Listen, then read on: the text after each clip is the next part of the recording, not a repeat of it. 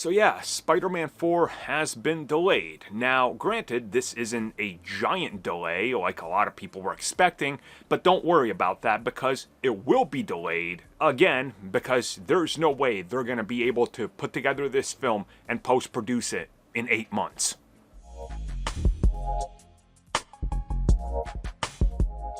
Okay, so most of you know that previously Spider-Man was going to release next July, and it was going to be in stiff competition with Chris Nolan's next film, which of course also stars Tom Holland and Zendaya. That's funny enough, right? And yeah, they were going to go head to head. Also, Chris Nolan has a exclusivity window on IMAX screens. So what does Marvel Studios and Sony do? Well, they delay Spider-Man 4 by 1 week, all the way towards the last weekend of July. Now, I'm here to tell you this isn't going to stick.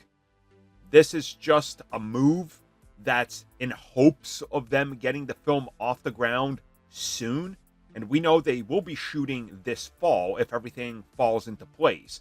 Now, we don't know if that's expected to be like the mid-fall, or late fall into winter. We just don't know. We just know it's this fall. But if that's still the case, let's just say they start optimistically in September. That means that they got 10 months to finish the film. Do you guys remember what happened last time they had a year to put out a film?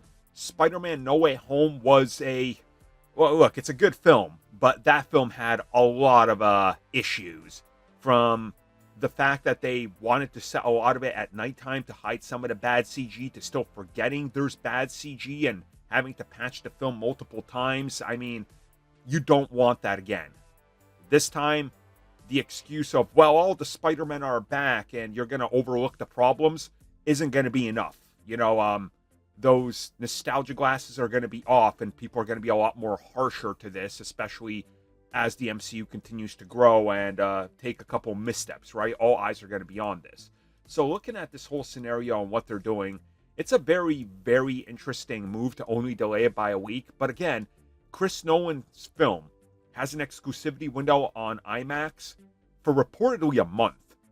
That's what his films are. So you are still going to be missing a bulk of that giant, and I mean giant, IMAX revenue that you get by putting the film out against Chris Nolan's own film. It just doesn't make sense. This film is guaranteed going to get delayed again. I would say maybe late September, October. November would be optimal.